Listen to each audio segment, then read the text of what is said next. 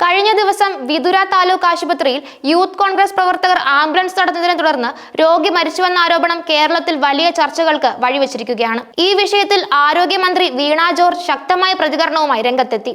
സംഭവം അതീവ ഗൗരവത്തോടെയാണ് സർക്കാർ കാണുന്നതെന്നും കുറ്റക്കാർക്കെതിരെ കർശന നടപടി സ്വീകരിക്കുമെന്നും മന്ത്രി അറിയിച്ചു. ഇത് ഉത്തരവാദിത്വമുള്ള ഒരു രാഷ്ട്രീയ പാർട്ടിക്കോ സംഘടനയ്ക്കോ ചേർന്ന പ്രവർത്തനമല്ലെന്നും മന്ത്രി തന്റെ ഫേസ്ബുക്ക് കുറിപ്പിൽ വ്യക്തമാക്കി.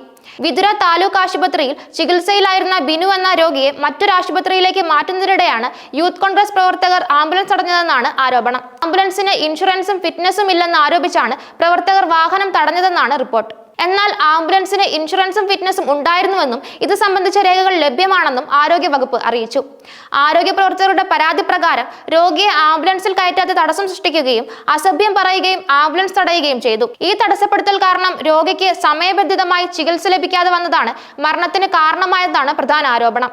സംഭവത്തിൽ വിതുര താലൂക്ക് ആശുപത്രി മെഡിക്കൽ ഓഫീസർ പോലീസിൽ ഔദ്യോഗികമായി പരാതി നൽകിയിട്ടുണ്ട്. ആരോഗ്യമന്ത്രി വീണ ജോർജ് തന്റെ ഫേസ്ബുക്ക് കുറിപ്പിലൂടെയാണ് ഈ വിഷയത്തിൽ നിലപാട് വ്യക്തമാക്കിയത്. വിതുര താലൂക്ക് ആശുപത്രിയിൽ ആംബുലൻസ് തടഞ്ഞതിനെ തുടർന്ന് രോഗി മരിച്ച സംഭവം അങ്ങേയറ്റം അപലപനീയമാണ്. കുറ്റക്കാർക്കെതിരെ കർശന നടപടി സ്വീകരിക്കുന്നതാണ്. ഇത് ഉത്തരവാദിത്വമുള്ള ഒരു രാഷ്ട്രീയ പാർട്ടിക്കോ സംഘടനയ്ക്കോ ചേർന്ന പ്രവർത്തനമല്ല.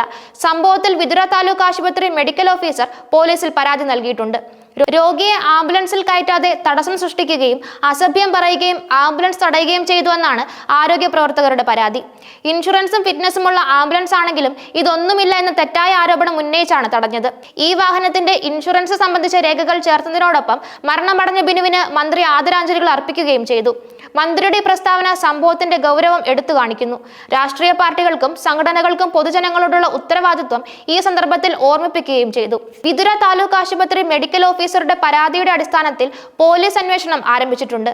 ആംബുലൻസ് തടഞ്ഞവർക്കെതിരെയും രോഗിയുടെ മരണത്തിന് കാരണക്കാരായവർക്കെതിരെയും ശക്തമായ നിയമ നടപടികൾ സ്വീകരിക്കുമെന്നാണ് സൂചന. ഇത്തരം സംഭവങ്ങൾ ആവർത്തിക്കാതിരിക്കാൻ ശക്തമായ നിയമ നടപടികൾ ആവശ്യമാണെന്ന പൊതുജന അഭിപ്രായം ശക്തമായി ഉയർന്നിട്ടുണ്ട്. ഈ സംഭവം കേരളത്തിലെ പൊതുസമൂഹത്തിൽ വലിയ ഞെട്ടലും പ്രതിഷേധവുമാണ് ഉണ്ടാക്കിയിരിക്കുന്നത്. ഒരു രോഗിക്ക് സമയബന്ധിതമായി ചികിത്സ ലഭിക്കുന്നത് തടസ്സപ്പെടുത്തുന്നത് ഒരു കാരണവശാലും അംഗീകരിക്കാനാവില്ലെന്ന് പലരും അഭിപ്രായപ്പെട്ടു. രാഷ്ട്രീയ ഭിന്നതകൾ മനുഷ്യജീവനെ ബാധിക്കുന്ന തരത്തിലേക്ക് മാറുന്നത് ആശങ്കാജനകമാണെന്നും പലരും ചൂണ്ടിക്കാട്ടി.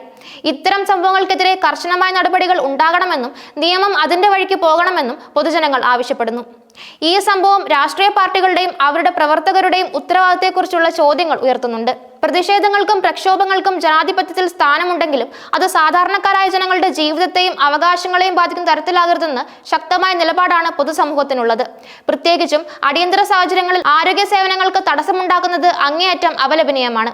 ഈ സംഭവത്തിന്റെ പശ്ചാത്തലത്തിൽ ആശുപത്രികളിലെ സുരക്ഷയും ആംബുലൻസ് സേവനങ്ങളുടെ സുഗമമായ നടത്തിപ്പും ഉറപ്പാക്കാൻ സർക്കാർ കൂടുതൽ ജാഗ്രത പുലർത്തുമെന്നാണ് പ്രതീക്ഷിക്കുന്നത്. ഇത്തരം സാഹചര്യങ്ങൾ കൈകാര്യം ചെയ്യുന്നതിന് വ്യക്തമായ മാർഗനിർദ്ദേശങ്ങൾ രൂപീകരിക്കേണ്ടതിന്റെ ആവശ്യകതയും ഈ സംഭവം ഓർമ്മിപ്പിക്കുന്നു. മരണമടഞ്ഞ ബിനുവിന് ആദരാഞ്ജലികൾ അർപ്പിച്ചുകൊണ്ട് ഈ വിഷയത്തിൽ നീതി ലഭ്യമാക്കാൻ സർക്കാർ പ്രതിജ്ഞാബദ്ധമാണെന്ന് മന്ത്രി വീണ ജോർജ് വ്യക്തമാക്കിയിട്ടുണ്ട്. ഈ സംഭവത്തിന്റെ പൂർണ്ണമായ അന്വേഷണവും കുറ്റക്കാർക്കെതിരെയുള്ള നടപടികളും കേരളീയ സമൂഹം ഉറ്റുനോക്കുകയാണ്. ഇനി ഒരിക്കലും ഇത്തരം ദാരുണമായ സംഭവങ്ങൾ ആവർത്തിക്കാതിരിക്കാൻ ആവശ്യമായ മുൻകരുതലുകൾ എടുക്കേണ്ടത് അനിവാര്യമാണ്.